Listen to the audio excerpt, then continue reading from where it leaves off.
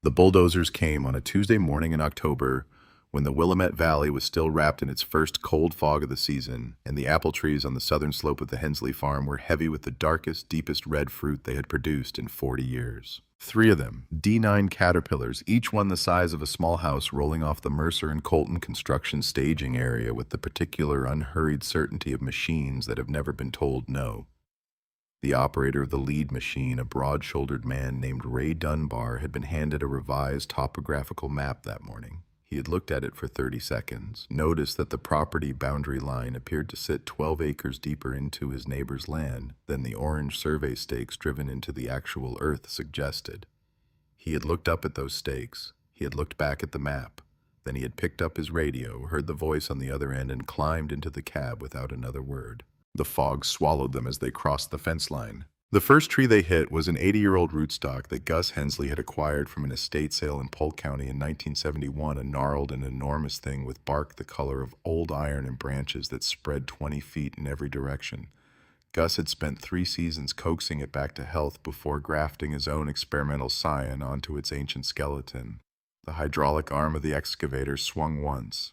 The trunk snapped with a sound like a rifle shot. The canopy, heavy with 600 pounds of ripe Hensley crimson apples, fell to the earth and burst open against the tracks of the bulldozer in a cascade of dark red pulp and juice that stained the October mud like something from a wound. That was at 9:17 in the morning. By 1:45 in the afternoon, all 12 acres of the heritage block were gone. This is the story of how a 72-year-old widow, a locked iron safe, a dead man's journal, and the most obscure agricultural statute in the Oregon Revised Statutes turned that Tuesday morning into the most catastrophic legal miscalculation in the history of Marion County real estate development. But to understand what happened, you have to go back to 1957. You have to go back to a young couple with $800 a pickup truck, with a bad differential and a piece of land in the Willamette Valley that nobody else wanted because the drainage was wrong, and the previous owner had let the soil go sour. You have to go back to Gus. Gus Hensley was born in 1928 in Casey County, Kentucky, the third son of a man who grew tobacco and apples on 30 acres of red clay hill country that had been in the family since before the Civil War. His father, Elmer Hensley, was not a sentimental man by most measurements, but he had one conviction that ran through everything he did, every decision he made, every morning he rose before dawn to check his trees. He believed that the land had a memory, that it remembered what you planted, what you took, what you gave back, and what you stole from it, that a tree was not a commodity to be calculated against market prices and replaced when something more profitable came along. A tree was a relationship. A tree was a conversation that took decades to complete. He told his sons this so many times that the youngest two eventually stopped listening. Gus, the third son, the quiet one, the one who had inherited his father's hands and his father's patience, and not much else, listened every time. In 1949, Gus married Opal Combs from Adair County, a dark-haired woman with a carpenter's eye and a laugh that could stop a room. They were married in the Baptist Church in Liberty, Kentucky on a Saturday in June, and by the following spring, Gus was working at his father's orchard and saving every dollar that wasn't spoken for by rent and groceries and the occasional tire that gave out on the county road. They came west in 1957, not because of opportunity exactly, though opportunity was part of it. They came because Gus had read an article in a farming magazine about the Willamette Valley and the particular qualities of its volcanic soil, and something in that reading had triggered in him the same instinct that had driven his father to plant trees on red clay hill country that nobody wanted. He saw what others weren't seeing. He saw potential where the eye stopped looking. The 40 acres they bought north of Salem in the low hills east of the valley floor had been badly managed for 2 decades. The previous owner had grown row crops on land that wasn't built for row crops, had stripped the organic matter from the topsoil through chemical shortcuts, and had let the irrigation infrastructure deteriorate to the point where the south slope drained so poorly that winter rains left standing water for weeks. The selling price reflected all of this. Gus paid $3,200 for the land, the small clapboard cabin on it, and the dozen half-dead apple trees scattered along the eastern fence line that the previous owner had planted without much thought or knowledge. What the previous owner had not seen and what Gus saw on his first walk of the property was the soil structure underneath the damaged surface layer. The volcanic subsoil was rich and deep and largely undisturbed. The drainage problem was a matter of grade and channel, not geology. And those 12 half-dead apple trees along the eastern fence, which looked like candidates for the burn pile, were in fact survivors. They had been planted from old rootstock, the kind of material that was already rare in 1957 and would be nearly impossible to find within 20 years. Their canopies were sparse and their fruit production negligible, but their root systems were enormous, deep, and biologically complex in ways that Gus recognized from his father's orchard. He did not cut them down. He dug drainage swales along the south slope instead, hauling dirt by hand for the better part of the first 2 winters. He built a compost system from whatever organic material he could find, working the soil back to health one season at a time. He read everything he could get his hands on about pomology, the science of fruit growing, sending away for papers from Oregon State University, and corresponding with researchers whose names he found in the back pages of agricultural journals. He learned the vocabulary of rootstocks and scions of graft unions and bud take of resistance genetics and terroir expression. He was not a scientist. He was a Kentucky apple farmer with a high school education and a particular kind of intelligence that universities don't issue degrees for. But he had his father's patience, and he had time, and he had 40 acres of Oregon soil that was slowly coming back to life under his hands. The Heritage Block, the 12 acres on the southern slope that would one day be worth more per tree than most American families earned in a year, didn't begin as a heritage planting. It began as an experiment. Gus started acquiring old rootstock wherever he could find it, trading labor and skills and the occasional cord of firewood with aging farmers who had ancient trees they no longer knew what to do with. He was particularly interested in varieties that had fallen out of commercial favor, the ones that didn't ship well or ripen too slowly for industrial harvesting schedules or produced fruit that was too complex in flavor for mass market taste. He understood that commercial agriculture had been selecting for convenience for half a century, and that in doing so, it had quietly discarded hundreds of varieties that possessed qualities the market hadn't learned to value yet. By 1968, he had established what he called his research block on the South Slope, a collection of 43 trees representing 28 distinct varieties, most of them grafted onto the surviving rootstock from the original fence-line trees. The rootstocks were by then between 40 and 60 years old. They were not large by the standards of forest trees, but they were massive by orchard standards, their trunks thick as oil drums, their root systems extending deep into the volcanic subsoil in networks that no modern nursery tree could replicate. It was in this block that Gus began his most significant work. He had become interested through his correspondence with researchers at Oregon State in the emerging craft cider industry. In the mid-1960s, it was barely an industry at all, more an artisanal curiosity pursued by a handful of enthusiasts on the West Coast and in the Northeast. But Gus had read enough to understand that the apples the craft cider makers were searching for were not the sweet, mild dessert apples that dominated commercial orchards. They were looking for complexity, bitterness, tannin structure, acid balance. They were looking for exactly the qualities that the commercial market had spent 50 years breeding out of American apples. He had those qualities. He had them in spades. The variety that would eventually be registered under the name Hensley Crimson began not as a single variety, but as a series of crosses and back crosses that Gus conducted over 15 years, selecting each generation for the combination of traits he was after: late frost resistance to protect the blossoms in unpredictable Willamette Valley Springs deep red skin color for visual appeal, and a tannin and acid profile that produced in fermentation a cider of exceptional complexity and length. He kept meticulous records.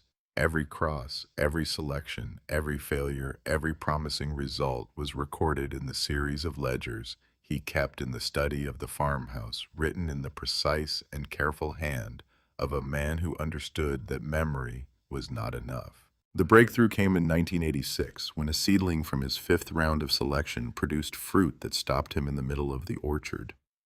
He was 58 years old. He had spent 18 years working toward this, and he stood in the October afternoon with a half-eaten apple in his hand and knew that he had found it, not perfected it. That would take another 12 years, but found it. He didn't tell Opal immediately. He brought her a bowl full of the apples that evening and watched her face while she ate one, and when her expression changed in the particular way that it did, when something surprised her, he said, "That's it. That's the one." Opal looked at him across the kitchen table. She was 55 years old, and she had spent 29 years watching this man pursue something that most people couldn't see, and a few had actively mocked, and she knew the weight that those 4 words carried.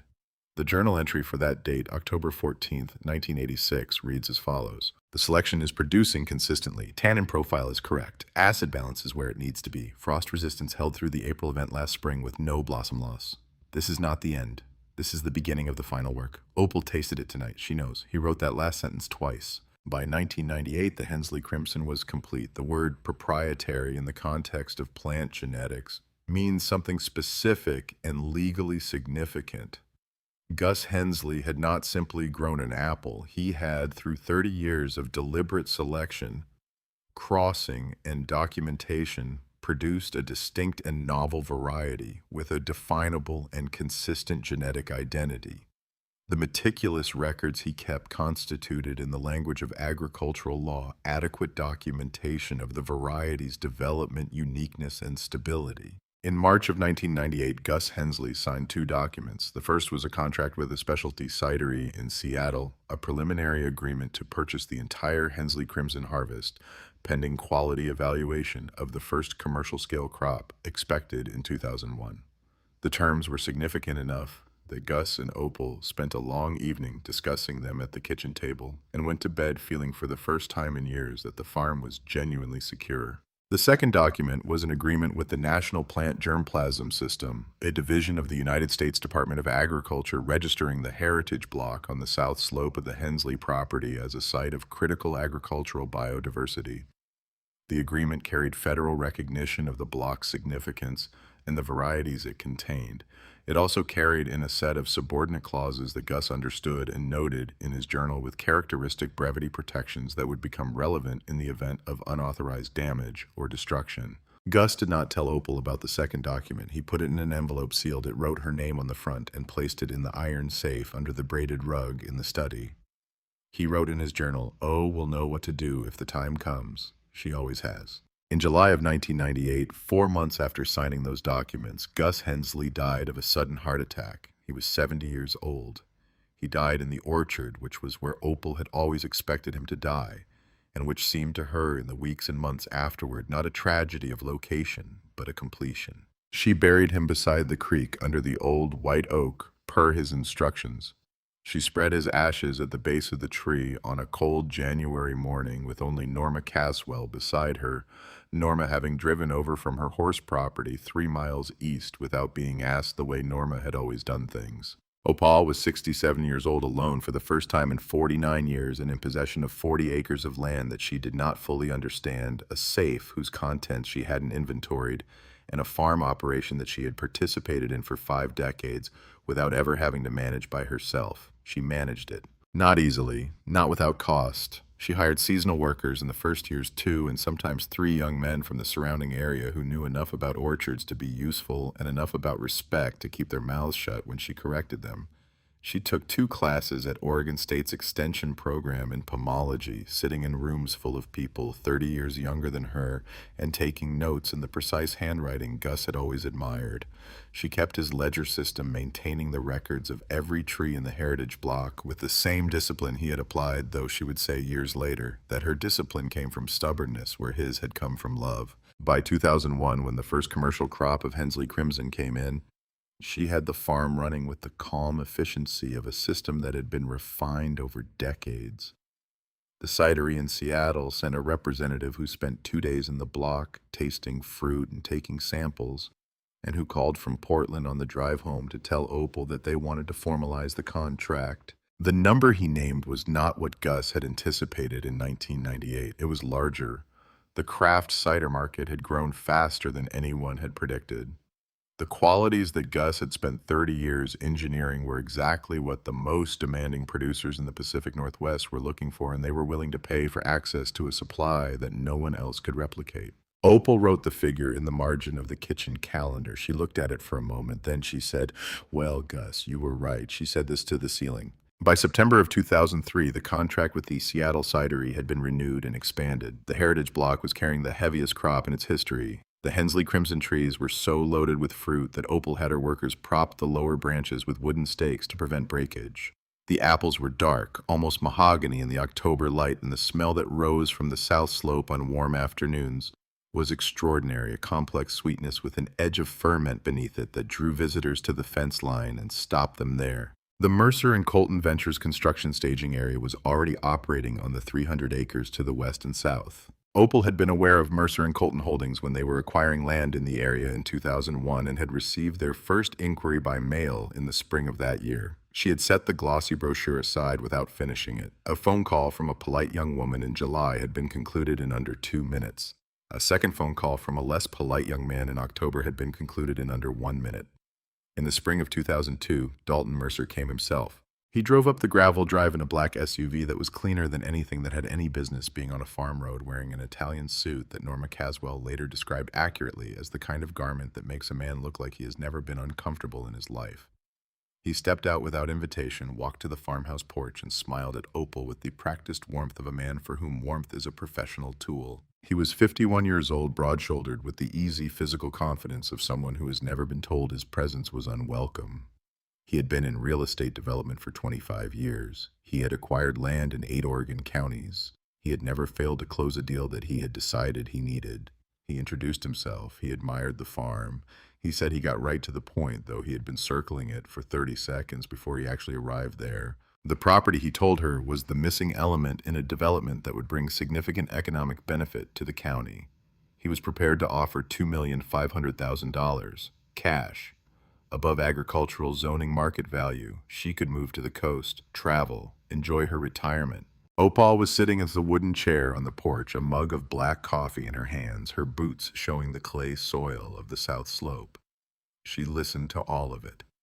She looked past him toward the heritage block where the branches of the oldest trees were already bending with the coming season's load.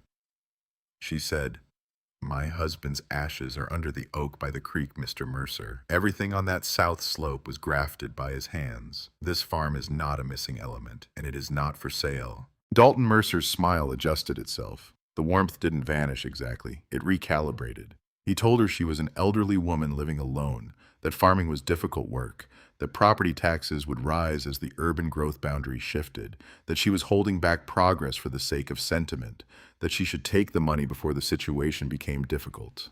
Opal set down her coffee mug. She looked at him directly. She said, "Are you threatening me, Mr. Mercer?" He said he was offering friendly financial advice. He said that Mercer and Colton always got the land it needed. He said they preferred to pay for it, but that they had ways of working around stubborn obstacles. He smiled one more time and walked back to his SUV and drove down the gravel drive and turned onto the county road.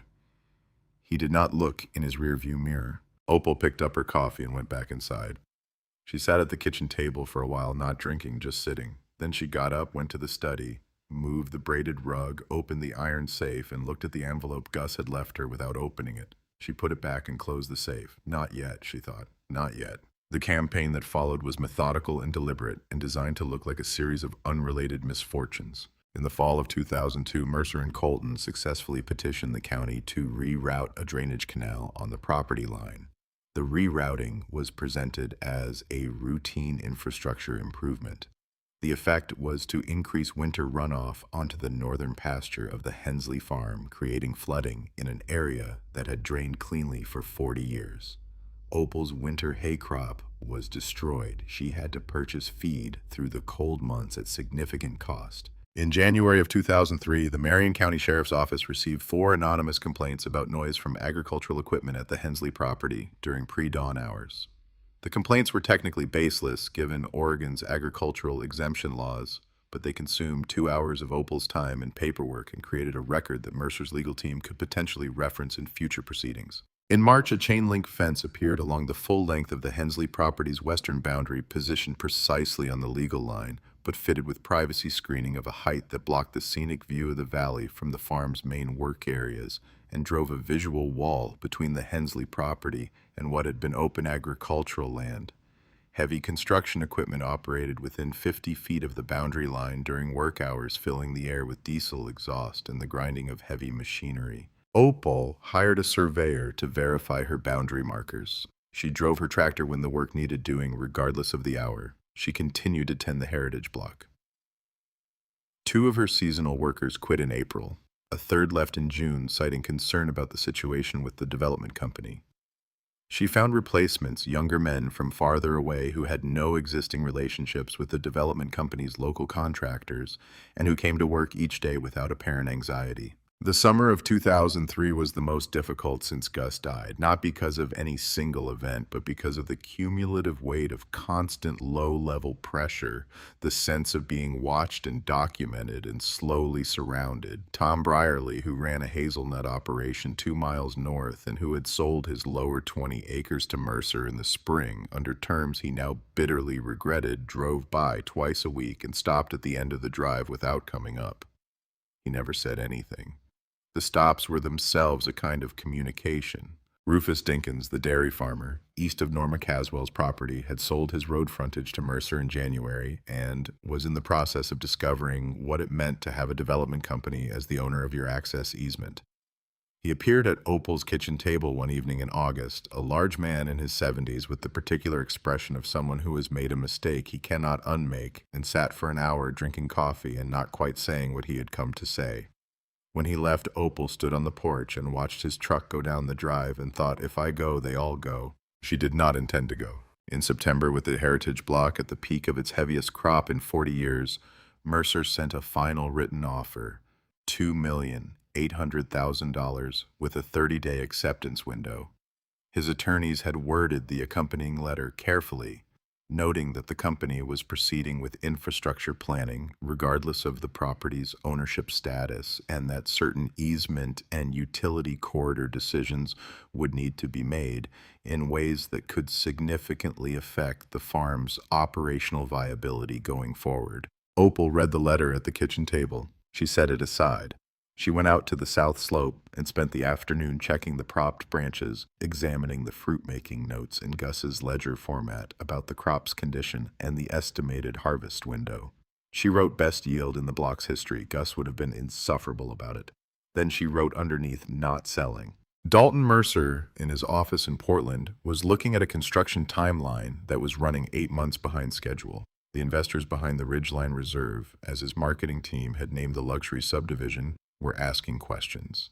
The Phase 3 infrastructure plan, which required running the primary sewage and utility lines through the south section of what was currently the Hensley property, had stalled completely. The alternative routing through solid basalt bedrock would cost $11 million more than projected and add 14 months to the schedule. Neither figure was compatible with the returns he had promised. He was done with patience. The plan he developed was not complicated. It depended on a gray area in subcontracting law and on the legal principle of plausible deniability. If an independent contractor working from maps provided by a third-party surveying firm were to inadvertently clear land that happened to be outside the contracted work area, the development company's liability would be limited to a civil fine for property damage. The standard assessment for agricultural timber damage was based on cordwood value. Old apple trees, by that measure, were worth approximately $12,000 to $15,000 for the cleared 12 acres. Mercer would offer a settlement, absorb the fine, and move forward. The key was the maps. If the maps showed a property line that placed the Heritage Block inside the work area, Ray Dunbar and his crew were simply following instructions. They were not responsible for the accuracy of the survey documents they were given. That responsibility fell on the surveying firm, which would be quietly dissolved within 30 days of the clearing operation. It was a clean plan. It had worked in variations before on smaller scales in 3 other counties. Mercer called Ray Dunbar on Sunday evening, October 5th, 2003. He outlined the job. He quoted a rate double Ray's usual day rate, plus a completion bonus wired before end of business the same day. He told Ray the work needed to happen on a Tuesday when the property owner would be away for 6 hours minimum. Opal Hensley had a cardiology appointment in Portland on Tuesday, October 7th. She had mentioned it to Norma in passing the previous week. Dalton Mercer had been monitoring the situation carefully. Opal left the farmhouse at 8:40 on the morning of October 7th, 2003. She waved to Norma Caswell, who was visible in her pasture 300 yards east, working with one of her horses. She drove her battered pickup down the gravel drive, turned onto the county road, and headed south toward the highway. 20 minutes after her taillights disappeared over the ridge, the first of the 3 D9 Caterpillars rolled through the chain-link fence on the western boundary, flattening the metal posts into the mud without slowing. Ray Dunbar had been up since 5. He had looked at the revised topographical map 4 times. He had compared it to the orange survey stakes twice. The map and the stakes did not agree. He had gotten Dalton Mercer on the radio and stated this plainly. Mercer's response was also plain. Ignore the stakes, clear the block. The lawyers will handle the widow. Double rate. Wire transfer confirmed for 5 o'clock. Ray Dunbar had a wife, a son in community college, and 2 outstanding equipment loans on machinery that was currently making him a living. He had never been to prison. He had never personally believed that the ends justified the means. He was also not in October of 2003 in a position to walk away from a double day rate and a wire transfer that would cover 3 months of equipment payments. He gave the signal. The machines moved forward. They worked for 4 hours and 28 minutes. The Hensley crimson trees were not like commercial orchard trees. Commercial orchard trees are planted for efficiency of management and harvest, selected to be productive, young, and expendable when a new variety comes along. They are grown to be replaced. The trees in the heritage block had been growing since before World War II. Their trunks were massive. Their root systems extended 12 and 15 feet into the volcanic subsoil in networks of branching and rebranching filaments that had been developing in some cases for a century. They were in the language of the ecologist individuals. The excavator arm did not treat them as individuals. It treated them as obstacles. The first blow against the largest Hensley crimson tree in the block split the graft union that Gus Hensley had hand-tied in 1982, severing in a single hydraulic stroke the connection between 20 years of his selection work and the ancient rootstock below it. The canopy fell in a slow arc and landed with a sound that was audible 300 yards away, where Norma Caswell stopped moving entirely and stood very still, with her hand on her horse's neck. She looked toward the south slope. She could see the tops of the machines above the fence line. She understood immediately what she was seeing. She went inside and called Opal's cell phone. Opal received the call at 2:15 as she was pulling into the farm's gravel drive after the 4-hour drive back from Portland. She had driven fast. Norma's voice on the phone had not left room for anything else. She didn't put the truck in park. She left it idling at the edge of the drive and walked on legs that felt wrong, too rigid, toward the ridge that overlooked the south slope. The machines were still audible. A blue haze of diesel exhaust hung in the October air above what should have been the green canopy of the heritage block. She reached the ridge. The breath went out of her as if she'd been struck. Where there had been a living orchard of extraordinary trees, there was bare, torn earth. The tracks of the machines had carved deep channels through the soil, exposing the subsoil in raw brown gashes. The trees that had taken decades to grow and decades more to bear fruit were piled in the center of the cleared area like debris, their massive trunks stacked at angles, their branches still carrying fruit that would never be harvested, the dark apples lying smashed and bleeding across the devastated ground. She saw the metal tags Gus had made to mark each tree, the numbered aluminum labels he had stamped himself and hung with care. Most of them were in the mud. One was still attached to a shattered branch that protruded from the slash pile, its identification number visible from where she stood. She went to her knees. The pain in her chest was not cardiac. She knew the difference. She had lived long enough with grief to know the difference between the heart breaking and the chest breaking, between what happens to the body and what happens to everything behind it. She stayed on her knees in the mud at the edge of what had been the heritage block for a long time, long enough for Ray Dunbar and his crew to load their equipment and begin moving back across the property line, long enough for Dalton Mercer's black SUV to appear at the top of the gravel drive and roll slowly across the newly flattened earth. He stepped out with the site foreman behind him and walked toward her wearing an expression that was designed to communicate concern. He said it was a terrible misunderstanding. He said his subcontractor had crossed the boundary line in error. He said he was absolutely sick about it. He reached into the breast pocket of his jacket and produced a check and extended it toward her, and he said that he knew the trees had sentimental value, but that legally speaking, agricultural timber was assessed by the court, and that the figure on the check represented a generous settlement for an honest mistake, $15,000. He was holding it out to her. His expression was calibrated and careful. At the corner of his mouth, very small, almost invisible, there was the beginning of a smile. Opal rose from her knees slowly. Her hands were black with the soil of the heritage block, the same soil she had been working beside Gus for 46 years.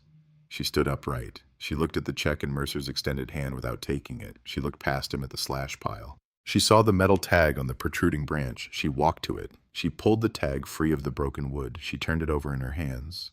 On the back, stamped into the aluminum in the same press Gus had used for every tree in the block, was an identification code she had seen thousands of times in his ledgers. NPGS-OR-1987-HC-001. National Plant Germplasm System.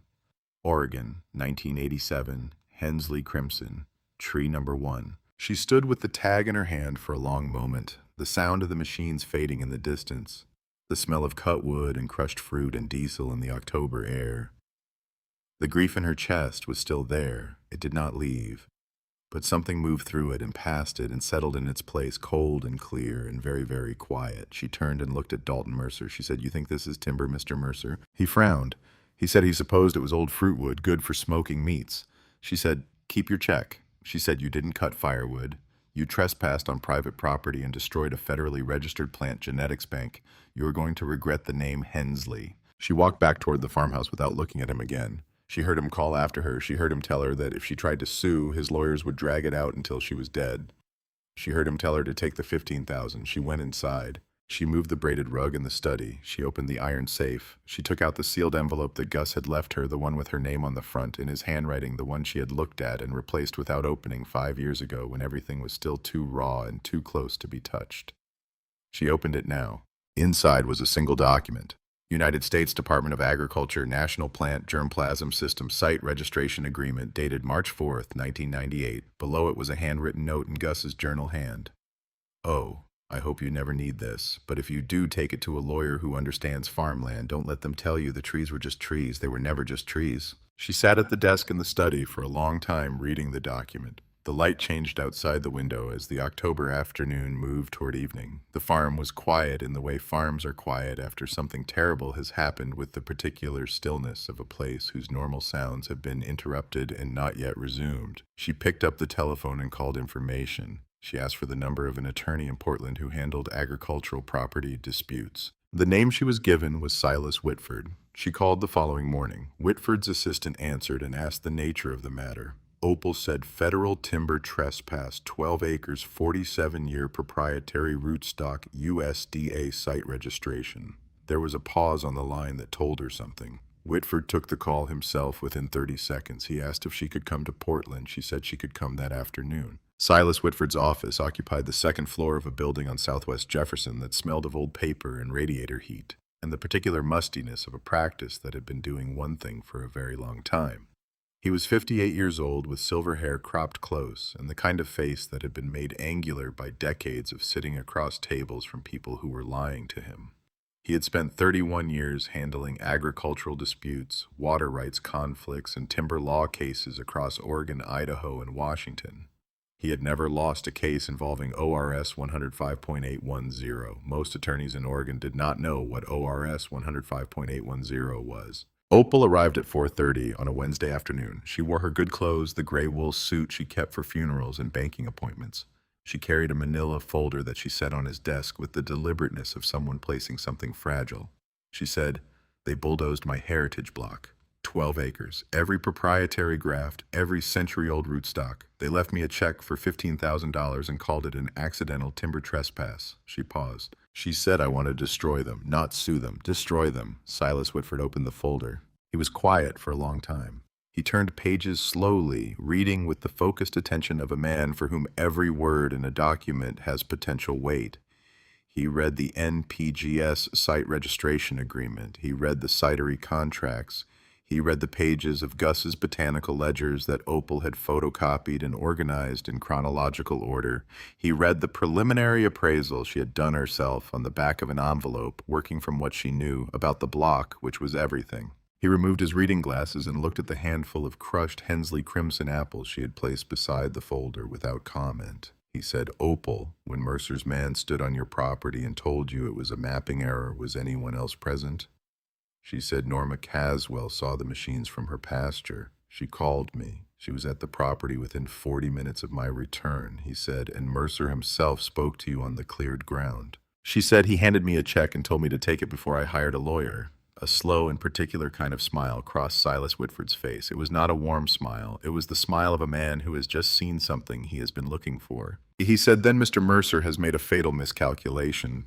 He thinks he's dealing with standard property damage. He doesn't understand that Oregon is a logging state, and that in this state we have a law designed specifically to prevent exactly this kind of corporate land theft." He leaned forward and tapped his pen once on the desk. He said, "Oregon Revised Statute 105.810, the timber trespass statute, Under Oregon law, if someone willfully and unlawfully cuts down trees on another person's property, the victim isn't entitled to the value of the wood.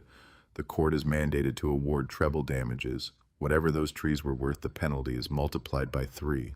And Opal, these were not standard pine trees. She already knew what he was going to say. She had known it since the moment she read the document in Gus's safe. But she let him say it because hearing it from a man who had spent 31 years in courtrooms made it real in a different way. He said, "To establish the value, we need a forensic pomologist." He picked up his telephone before she answered. The woman he called was Dr. Lena Farrow, a professor of pomology at Cornell University who had spent 20 years developing expertise in the valuation of specialty fruit crops and proprietary plant varieties for litigation purposes. She had testified in 17 cases involving agricultural property damage across 12 states. She had never been successfully cross-examined on her methodology. She arrived in Oregon on a Thursday morning in mid-October and drove directly to the Hensley farm without stopping at her hotel. She was 44 years old, compact and precise in her movements, wearing field clothes and carrying equipment cases that she unloaded from the rental car herself. She shook Opal's hand at the end of the drive and said she was sorry about the orchard. Then she walked to the south slope and went to work. She spent 3 days on the property. She worked from first light until the afternoon fog came in, cataloging the shattered stumps, taking core samples from the exposed root systems, analyzing soil composition at multiple depths, and reviewing every page of Gus's botanical ledgers with the attention of a scholar reading a primary source. She photographed everything. She took tissue samples from root fragments that had survived the clearing. She cross-referenced Opal's contractual documentation with market data from the craft cider industry across the Pacific Northwest. On the third evening, she sat at the kitchen table with Opal and Silas, who had driven down from Portland, and she walked them through her findings. She began with what the trees were. The Hensley Crimson, she explained, was not a commercially available variety. It could not be purchased from any nursery in the United States because no nursery had the propagation rights or the genetic material to produce it. The variety existed in one place on Earth, the heritage block on the south slope of the Hensley Farm in Marion County, Oregon. The trees that had been destroyed were not simply agricultural assets. They were the sole repositories of a registered proprietary genetic identity that Gus Hensley had spent 30 years creating. She said, "Think of it this way. If someone burned down the Library of Congress, you wouldn't value the loss in terms of the weight of paper destroyed. You would value it in terms of what was contained in those pages and what it would cost if it were even possible to reconstruct it. What was destroyed here is not applewood. What was destroyed here is 30 years of irreplaceable genetic work." The replacement cost of a single mature Hensley Crimson tree, she explained, could not be calculated as the replacement cost of a nursery tree because no nursery tree could replace it. The rootstock alone, 80 to 100 years old, was irreproducible on any commercially reasonable timeline. The grafted variety existed only in Opal's greenhouse, where she had maintained a small collection of scion wood as a routine precaution, and in the tissue samples Dr. Farrow had collected from the surviving root fragments. It would require a minimum of 15 years of careful work to reestablish the variety in productive-bearing trees, assuming ideal conditions and no setbacks. She calculated the value of each destroyed Hensley Crimson tree at $42,000, accounting for replacement cost of rootstock, loss of genetic intellectual property, and 20 years of projected revenue from the executed cidery contract. There had been 110 Hensley Crimson trees in the cleared block. She then calculated the value of the other varieties, destroyed Arkansas Black Huey's crab, 4 additional heritage varieties whose rootstock, while not proprietary, was of the old-growth class that had not been commercially available for decades. She calculated the replacement cost of the irrigation infrastructure, the soil remediation required to restore the cleared ground to productive capacity, and the ancillary losses associated with the destroyed cidery contract. She set her pen down and looked at Opal and Silas. The total was $4,800,000. Opal sat with that number for a moment. She did not visibly react. She had spent 6 days preparing herself for whatever the number would be, and she had understood from the moment she read Gus's document in the safe that this was not going to be a small number.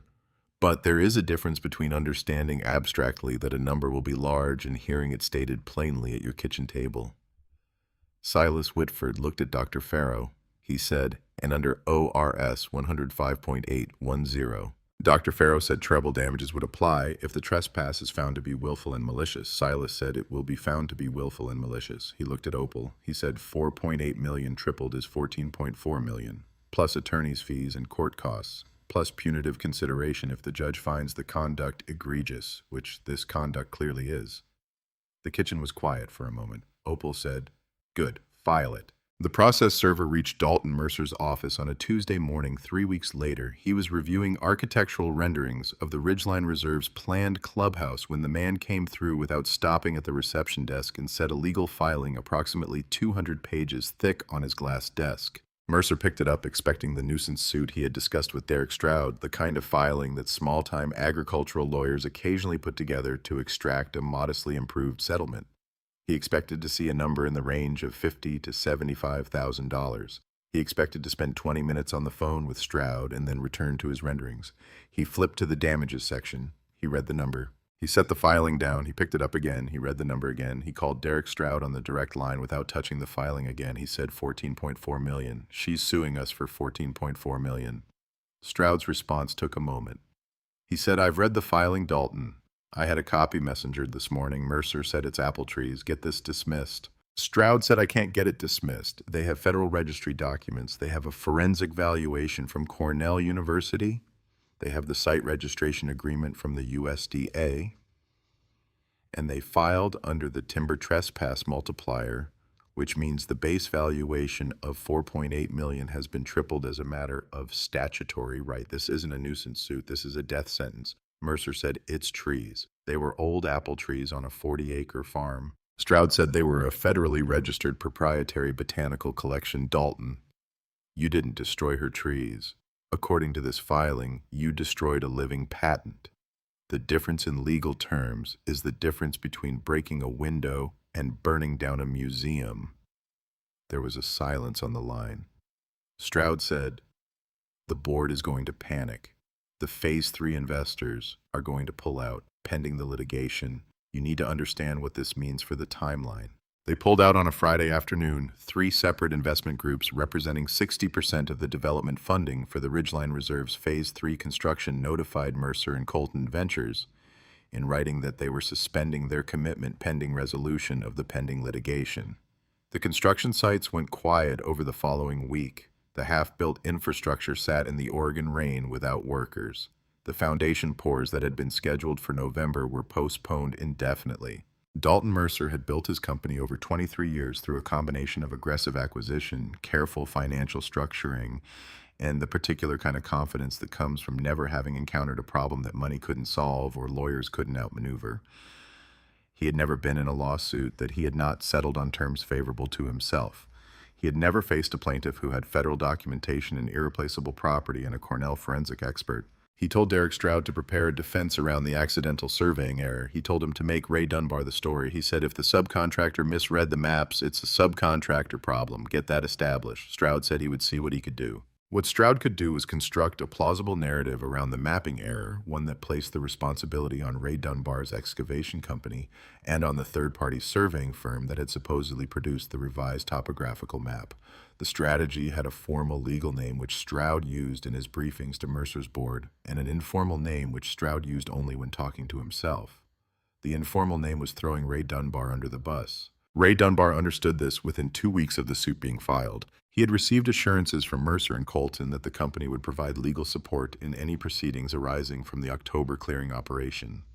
What he received instead was a junior attorney from a firm he had never heard of who told him during their first meeting that his best option was to plead ignorance of the property line discrepancy and accept a civil fine from the county for the unauthorized clearing. When Ray asked about the criminal trespassing charge that Silas Whitford's filing had included in its preliminary complaint, the junior attorney said he wasn't in a position to comment on that. Ray Dunbar was 61 years old. He had run his excavation company for 28 years. He had 2 equipment loans, a wife who had recently retired from her hospital job to manage the business's books, and a son in his second year at a community college in Salem. He had never been charged with a criminal offense. He had understood when Dalton Mercer offered him a double day rate and a wire transfer bonus that he was being asked to do something that was not entirely clean. He had told himself that if the maps showed the line where Mercer said it was, then he was just following instructions from a client who was providing him with survey documents. He had told himself that the documentation was someone else's problem. He had told himself a number of things on the morning of October 7th, 2003, standing outside the courthouse in Salem on a Wednesday afternoon in November, looking at a copy of the court filing that identified him by name as a primary defendant in a $14 million lawsuit. He was no longer telling himself those things. He called Silas Whitford's office from the courthouse steps. The conversation was brief and specific. Ray Dunbar told Silas Whitford that he had a recording of the radio communication with Dalton Mercer on the morning of October 7th made on his personal handheld radio recorder, a device he had started carrying after a previous client had disputed his billing. He said the recording included Mercer's explicit instruction to disregard the survey stakes.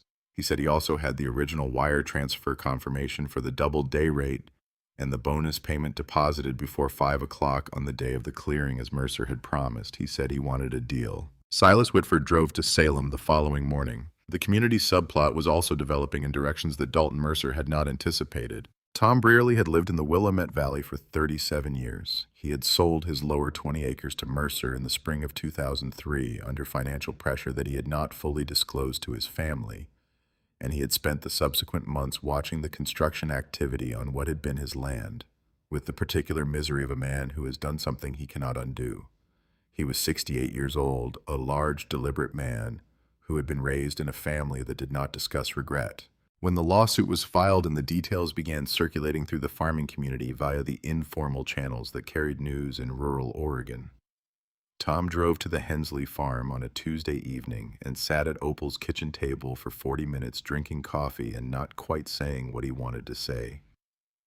What he eventually said was that he had witnessed Mercer's representatives conducting what he now understood to be a systematic campaign of harassment against at least 4 properties in the area over a period of 18 months, and that if documentation of that pattern would be useful, he had some of it. Rufus Dinkins came 2 days later with more. Rufus was a large man in his early 70s who had spent his life in dairy operations and who was constitutionally opposed to what he called complications. He had sold his road frontage to Mercer in January, believing it was a straightforward transaction, and had discovered over the following 9 months that living with a development company as your access easement holder was not straightforward in any dimension. He had retained copies of every communication from Mercer and Colton's legal department because his wife Edna had told him to keep everything, and Rufus had learned 40 years ago that Edna's instincts on paperwork were reliably correct. Silas Whitford added their documentation to his file. The picture that emerged from the combined documentation was not of a development company that had made an innocent mapping error. It was of a company with a consistent pattern of acquiring land through a coordinated sequence of legal pressure, regulatory manipulation, and strategic harassment designed to reduce the financial resilience and morale of target property owners over time until they became willing to sell.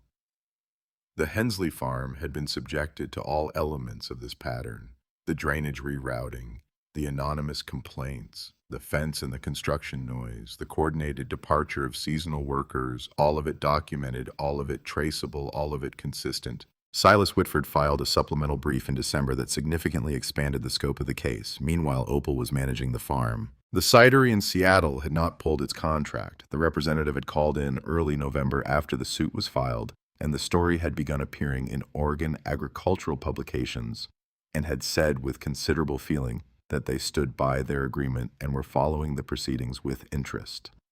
Opal thanked him and hung up and sat for a moment in the study where Gus's ledgers still occupied their shelf in chronological order, and thought about what it meant that a man she had met twice had more faith in her farm than a billion-dollar development company had in its own legal position. She had the farm's greenhouse, a structure Gus had built in 1993 to extend the growing season and maintain his experimental seedlings. In the greenhouse, she had maintained as a matter of habit rather than foresight a collection of scion wood from the Hensley crimson trees.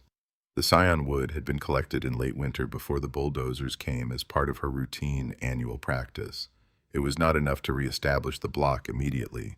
It would require years of careful propagation work, but it existed, and Dr. Farrow had told her that the tissue samples from the surviving root fragments in the cleared ground offered an additional avenue for genetic recovery. Opal spent her mornings in the greenhouse in those winter months, checking temperatures and humidity and the condition of the stored scion material.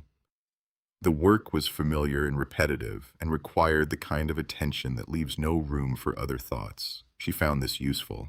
She found it useful in the same way that Gus had found it useful to spend hours in the orchard during difficult periods, moving from tree to tree with his ledger and his pencil, recording what he saw with the discipline of a man who understood that the present moment was the only one available for the work that needed to be done. She was 72 years old, and she had lost the orchard that Gus had spent his life building, and she was taking apart a development company's legal strategy with a Salem lawyer and a Cornell professor and a disgruntled subcontractor's audio recording. She was doing it the same way Gus had done everything worth doing, one task at a time, one day at a time. The morning light in March 2004, when the trial commenced in the Marion County Courthouse, came through the valley fog in the flat and patient way of early spring in Oregon, spreading across the fields and orchards with the indifference of a season that had no particular interest in what the humans below were doing. The courthouse was a solid building from 1924, all brick and formal proportion, with high windows that let in more light than warmth. The courtroom filled early. Norma Caswell arrived at 7:30 with Tom Brierly and Rufus Dinkins taking seats in the gallery behind the plaintiff's table. Two representatives from the Seattle Cidery Company sat in the third row. 5 farmers from the surrounding area, none of whom Opal knew well, but all of whom had followed the proceedings in the agricultural press, occupied the seats behind them. A reporter from the Salem Statesman Journal sat with a notebook at the end of the fourth row. Opal entered at 8:50 with Silas Whitford wearing the gray wool suit and the flat leather shoes she wore for important days. She sat at the plaintiff's table and arranged her folder and did not look at the defense table where Derek Stroud was already organizing his papers. Dalton Mercer came in 3 minutes before the session began. He was accompanied by 2 members of his board, one of whom Silas had identified in his pre-trial research as the primary Phase 3 investor who had not yet withdrawn his funding. Mercer wore a dark suit that was still more expensive than anything in the courtroom. The arrogant assurance that had been his most consistent characteristic in every interaction Opal had observed was not visible this morning. What was visible instead was the particular stillness of a man who has been awake for a long time. The Honorable Margaret Coyle presided. She was 63 years old, with a reputation for impatience with evasion and a specific and well-documented dislike of corporate defendants who treated the court as an inconvenience to be managed rather than a process to be respected. She had read the full briefing over the previous week. Her expression as she entered the courtroom and surveyed the assembled parties communicated that she had formed opinions and was prepared to have them confirmed. Derek Stroud opened for the defense with a measured and professionally constructed argument. The incident on October 7, 2003 had been a tragic but unintentional surveying error, the kind of mistake that occurred in large-scale development operations, where multiple subcontractors were working from independently produced mapping documents.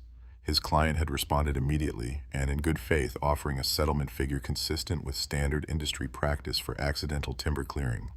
The plaintiff's valuation of $4.8 million was based on speculative future revenue projections and the contested claim of proprietary status for what were at root apple trees grown on a private farm. The treble damages provision of ORS 105.810 applied to willful and malicious trespass, a standard that had not been and could not be established given the nature of the error. It was a competent argument. It was the argument that might have been effective in a case involving standard commercial timber and a less documented plaintiff. Silas Whitford's opening was shorter. He said, "The defense will tell you this was a mistake. The evidence will show you it was a plan. And I will show you the text message where the defendant told his subcontractor to ignore the survey stakes, bulldoze the trees, and let the lawyers handle the old bat. Those are the defendant's words. We have them. You will see them." The courtroom absorbed this quietly. Stroud's expression did not change, but one of the board members behind Mercer leaned forward and said something in a low voice that Mercer appeared not to hear. Silas called Norma Caswell to the stand on the first day. She described what she had seen from her pasture on the morning of October 7th.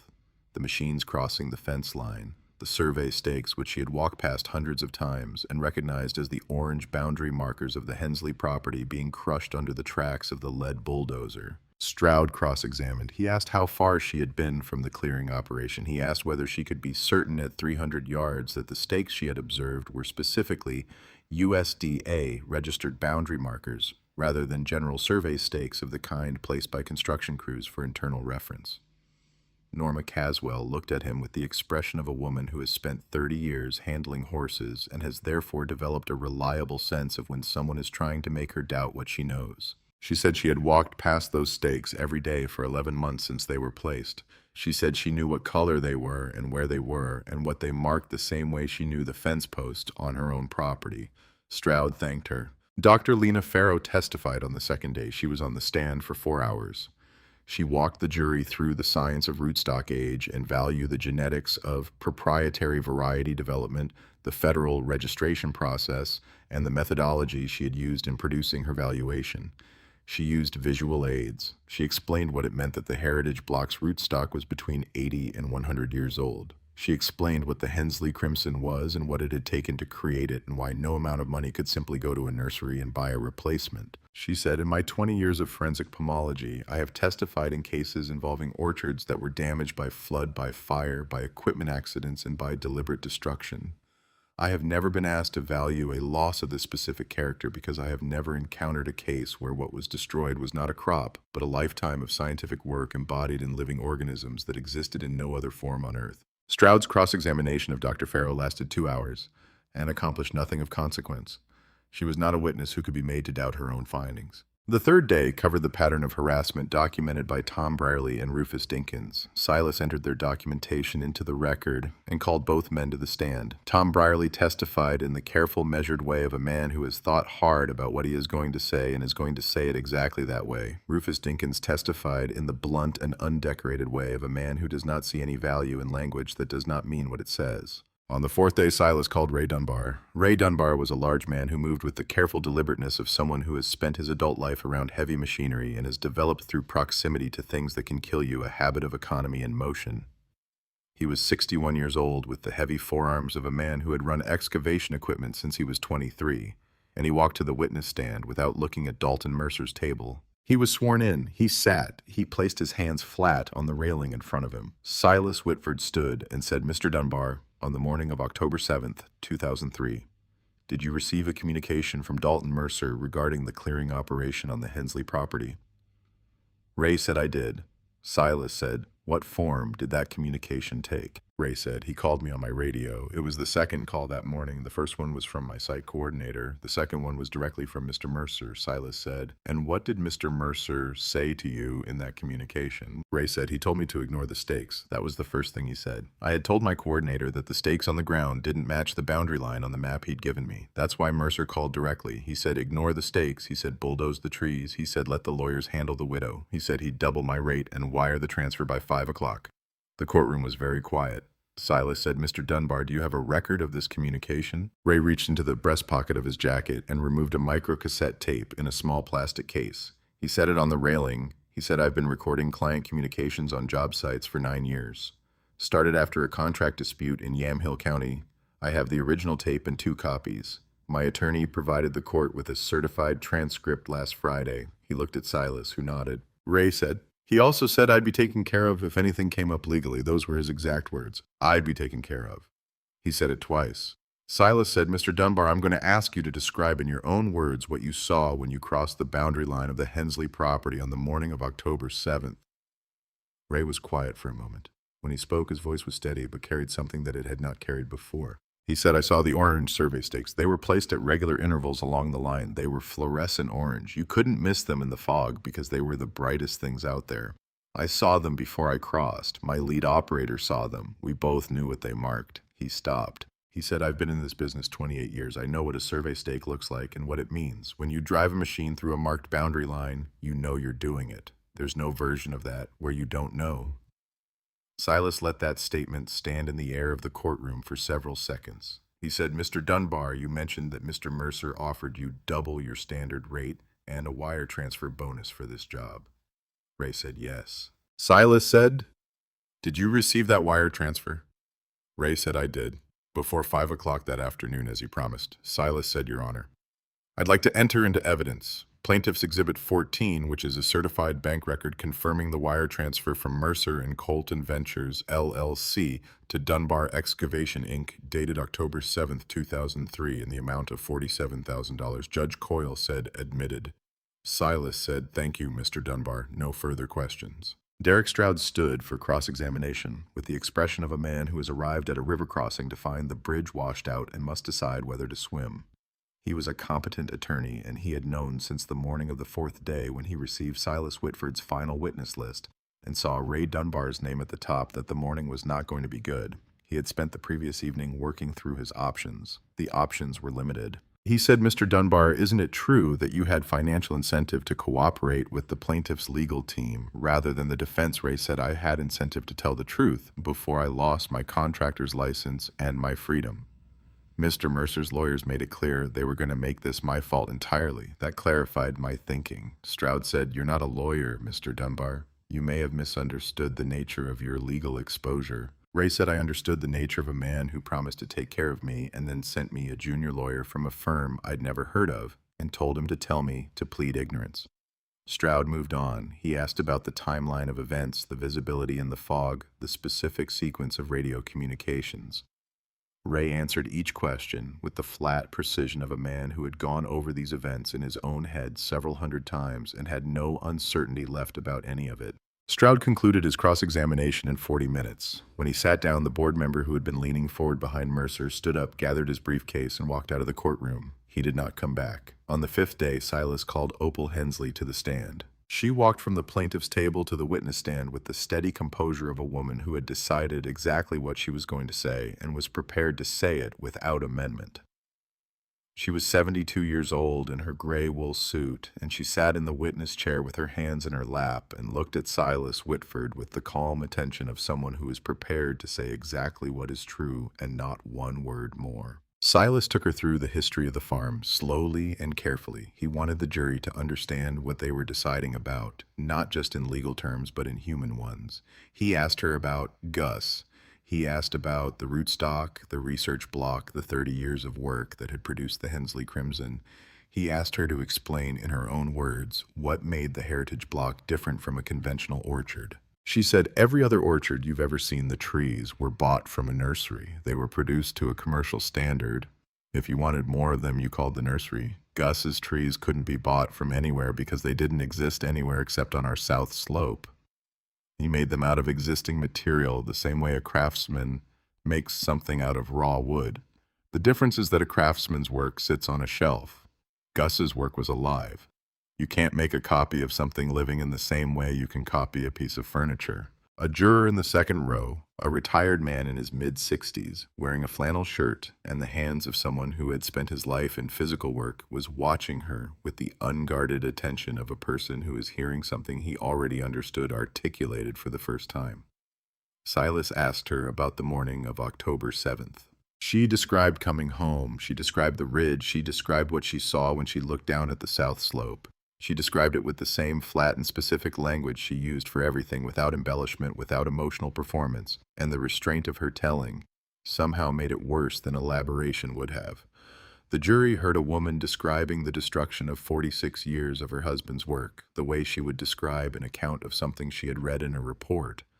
And the gap between the emotional weight and the quiet voice that carried it was in the courtroom silence its own form of devastation. Silas asked her about the check. He asked her to describe the interaction with Dalton Mercer on the cleared ground. She said, "He handed it to me and said the trees were good firewood." There was a smile at the corner of his mouth. She looked at the jury. She said, "My husband spent 30 years making those trees. He didn't do it for money. He did it because he believed that the land deserves the best you can give it and that what you put into it belongs to the future as much as to you." Dalton Mercer looked at that 30 years of work and saw firewood. She stopped. She said, "That's what he thought we were. Firewood." The courtroom held that for a moment. Stroud's cross-examination was brief and did not improve his position. He asked about the NPGS registration document, suggesting that the federal protection was a technicality that Opal had not been aware of until after the clearing. She said she had become aware of the document the evening of October 7th, and that its existence did not change the nature of what had been done, only the legal consequences. He asked whether she had made any effort to inform Mercer and Colton of the document before filing suit. She said she had informed their representative when he handed her the check that she intended to destroy them legally. She said that constituted reasonable notice. A sound moved through the gallery that was not quite laughter and was not quite not laughter. The jury received the case on a Thursday morning. They deliberated for 3 hours and 40 minutes. When they returned, Judge Coyle noted for the record that deliberations in cases of this complexity were sometimes considerably longer and that the speed of the jury's return was itself informative. The foreperson, the retired man in the flannel shirt, stood and read the verdict. Willful and malicious trespass found. Property damage found. Punitive conduct warranting treble damages under ORS 105.810 found. Total compensatory damages $4,800,000. Treble damages pursuant to ORS 105.810 $14,400,000. Attorney's fees and court costs awarded to the plaintiff. Judge Coyle looked at the defense table. She said, "I want to note for the record that in 31 years on the bench, I have rarely seen a case in which the evidence of willful conduct was as clearly established as it is here. The defendant appears to have believed that a 72-year-old widow operating a farm alone would be an easy obstacle to manage. The court trusts that this verdict will serve as adequate correction of that belief." She set down her pen. She said, "Court is adjourned." The sound that rose in the gallery was not the dramatic outburst of courtroom dramas. It was something quieter and more sustained, a general exhalation of something held for a long time, the particular sound of a room full of people who have been waiting for something just and have now received it. Norma Caswell was crying without seeming to know she was doing it. Tom Brierly sat very still with his hands on his knees. Rufus Dinkins stood up, which was the most significant response available to him, and stood there. Opal sat at the plaintiff's table with her hands folded and looked at the middle distance for a moment. Then she reached across and put her hand briefly on Silas Whitford's arm and said, "Thank you, Silas, and thank Gus." Silas said Gus did most of it. He just needed you to find the envelope. She nodded once. Then she rose and walked out of the courtroom into the March morning. The aftermath of the verdict moved quickly, as financial catastrophes tend to. Mercer and Colton Ventures did not have $14 million in accessible liquidity. The development company's capital was leveraged into land acquisitions and infrastructure commitments, and the withdrawal of the Phase 3 investors had already strained the company's operating position beyond what the banks were comfortable holding. The verdict triggered a series of loan covenant reviews. Two of the reviewing institutions reached similar conclusions on the same morning. The company filed for Chapter 11 bankruptcy protection in the second week of April. The 300 acres of the Ridgeline Reserve went into the bankruptcy estate. The partially constructed infrastructure, the staked lots, the model home with its fake weather vane and imported stone facade, the concrete footings poured in the October rain for buildings that had never existed, all of it became assets to be valued and liquidated under the supervision of a federal bankruptcy trustee. Dalton Mercer was removed from the company by his remaining board members before the month was out. The civil judgment against him personally, as distinct from the corporate entity, was referred to the State Licensing Board. His Oregon real estate development license was suspended pending review. Derek Stroud filed an appeal on procedural grounds. The appeal was denied 4 months later. The grounds were insufficient. Ray Dunbar was charged with criminal trespass and property destruction. He pleaded guilty to a reduced charge in exchange for his cooperation, which had already been provided, and received a suspended sentence and a civil fine. Ray Dunbar's contractor's license was suspended for 2 years. He spent those 2 years doing machine maintenance work in his own shop, rebuilding equipment, and was, as far as anyone in the valley subsequently observed, a changed man in the specific way that men are changed by having done something they cannot undo and having lived with the knowledge of it. The bankruptcy trustee overseeing the liquidation of the Ridgeline Reserve assets contacted Silas Whitford in early May. The conversation that followed was one that Silas would describe later as the most satisfying telephone call of his professional career. He called Opal immediately afterward and asked her if she was sitting down. She said she never sat down in the middle of the day, and he should just tell her. He said the 300 acres of the Ridgeline Reserve are going to auction in August. Assessed value is approximately $8.2 million. In a bankruptcy liquidation with the development reputation of the property compromised and the Phase 3 investor community, having publicly withdrawn, the expected sale price is estimated between $1.6 and $2.2 million.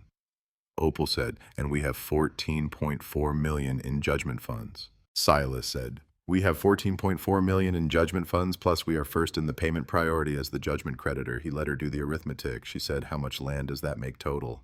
Silas said, 300 acres of former development land plus your original 40. 340 acres all told. She was quiet for a moment. Then she said Gus would have laughed out loud. She said it to the room, not to Silas. The auction took place on a Friday in mid-August in the parking lot of the bankruptcy court building in Salem. There were four other bidders. None of them went above 1.9 million. Opal Hensley, represented by Silas Whitford, paid $1,840,000 for the 300 acres that Dalton Mercer had spent 2 years assembling. She drove out to the property that afternoon. She parked her truck at the top of the ridge that overlooked the former construction staging area and walked the ground, slowly moving through the half-cleared acres with the same surveying attention she had watched Gus give new ground for 40 years. The Mercer and Colton equipment had been removed as part of the bankruptcy liquidation. What remained were the visible scars of construction, the raw soil of the staging areas, the concrete footings that would need to come up the utility trenches that had been dug and then abandoned when the project collapsed. The land had the look of something interrupted in intention that had been stopped before it could complete itself. She walked for 3 hours. She arrived back at the truck in the late afternoon when the light was coming at the low angle that turned the valley below the color of old wheat, and she sat on the tailgate for a while looking at the landscape that now belonged to her. Tom Brierly's hazelnut operation was visible to the north, the rows of trees in their late summer fullness. Rufus Dinkins' dairy was a quarter-mile east of the barn's metal roof, catching the afternoon light. Norma Caswell's fence line ran along the eastern edge of the property, and one of Norma's horses was visible in the pasture, moving slowly along the fence with the patient self-sufficiency of a large animal that has learned that its needs are reliably met. Opal thought about Gus, not about his death, which was the thing she usually had to work past in order to reach him, about the man himself, about the version of him that existed in the journals and the ledgers and the botanical records, the version that had spent 30 years on a south slope in Oregon, making something that no one else could make and leaving it with characteristic precision in a form that would outlast every threat to its existence. She thought about the document in the sealed envelope, the federal registration. He had signed it in March and died in July, 4 months later. And she had always understood that the timing was purposeful in the way that Gus's timing was always purposeful, never accidental, never sentimental. He had not been protecting the trees in a vague, hopeful sense. He had been protecting them specifically from the specific kind of threat he apparently understood was coming in the specific legal language that would make the protection effective. A man she had been married to for 49 years. She had never stopped learning what he had been doing. The demolition crew she hired in September took 6 weeks to remove the concrete footings and the model home and the 2 miles of utility trench. The soil work took longer.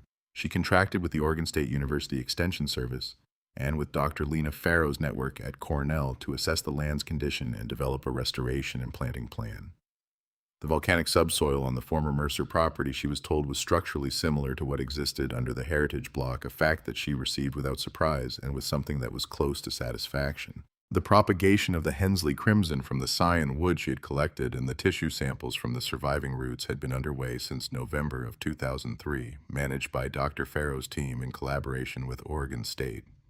The process was slow. Rootstock trees of the kind Gus had used had to be grown from collected material, carefully selected and allowed to develop for a minimum of 3 to 5 years before grafting.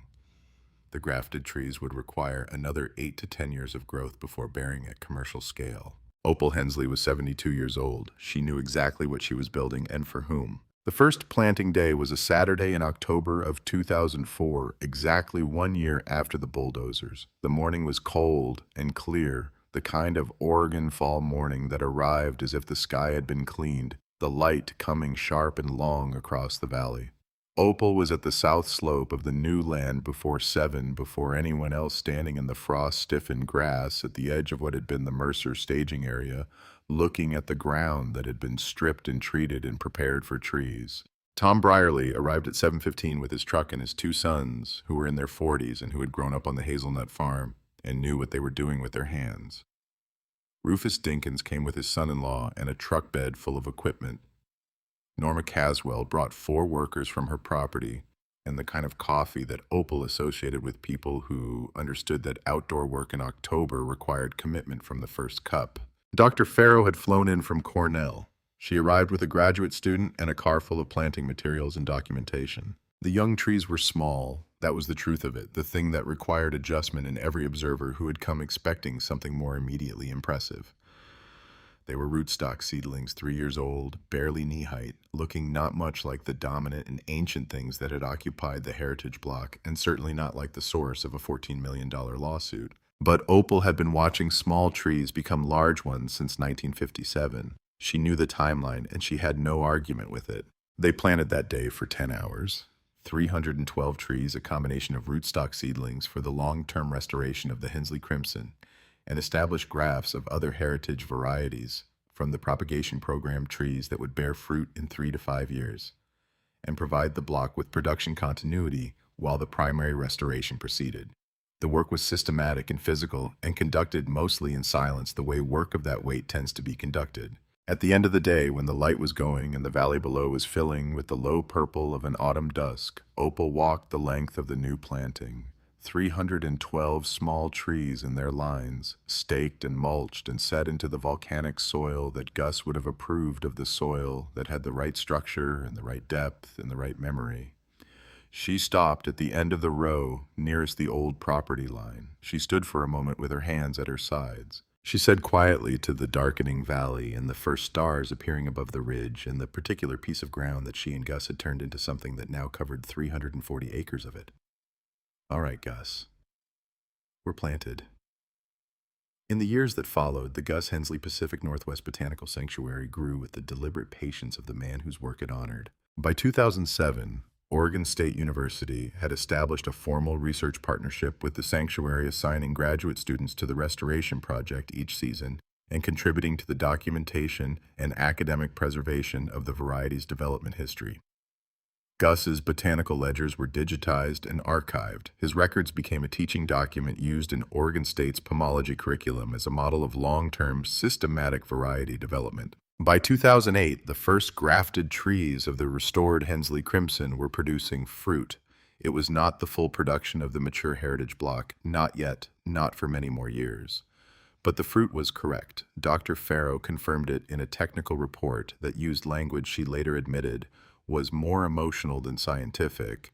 The genetic identity of the Hensley Crimson had been preserved. The flavor profile, the tannin structure, the acid balance, the frost resistance that Gus had spent 15 years selecting for was present and intact in the restored trees.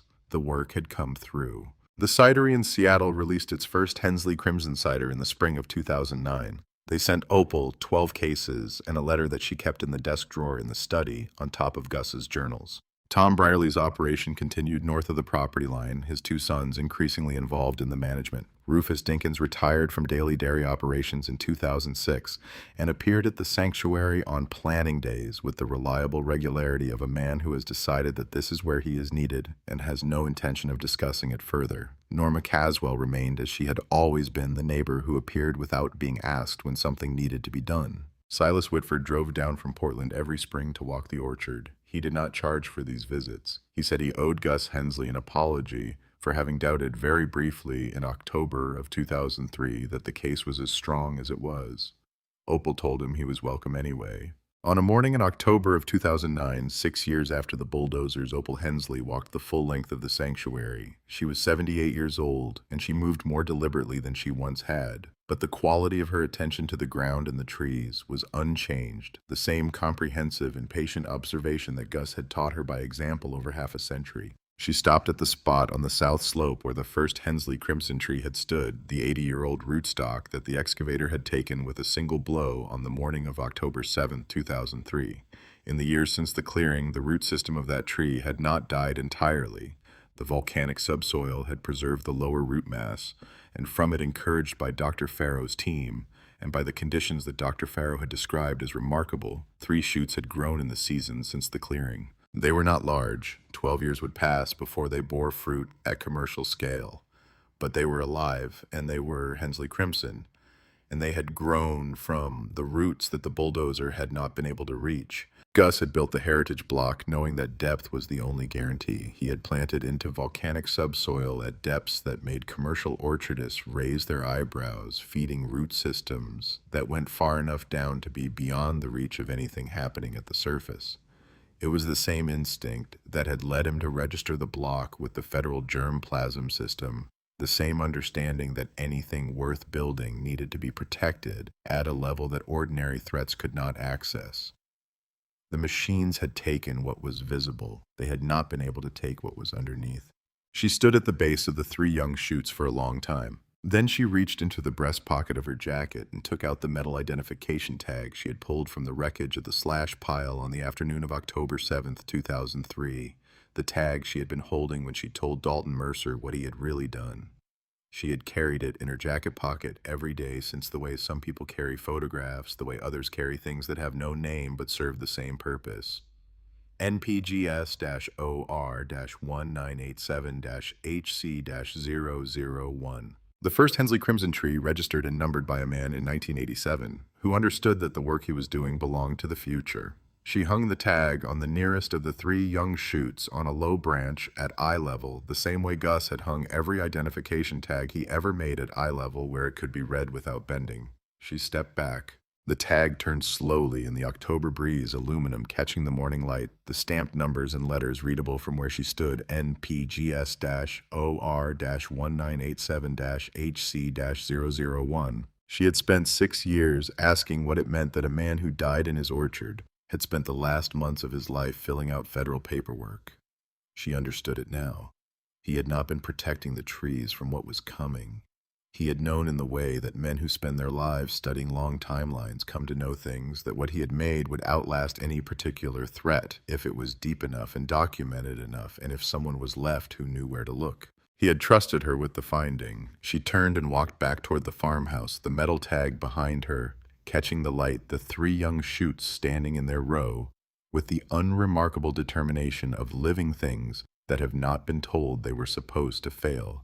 The land had a memory. Gus had said so all his life, and the land, as it turned out, had kept better faith with his work than anyone who had tried to take it from him.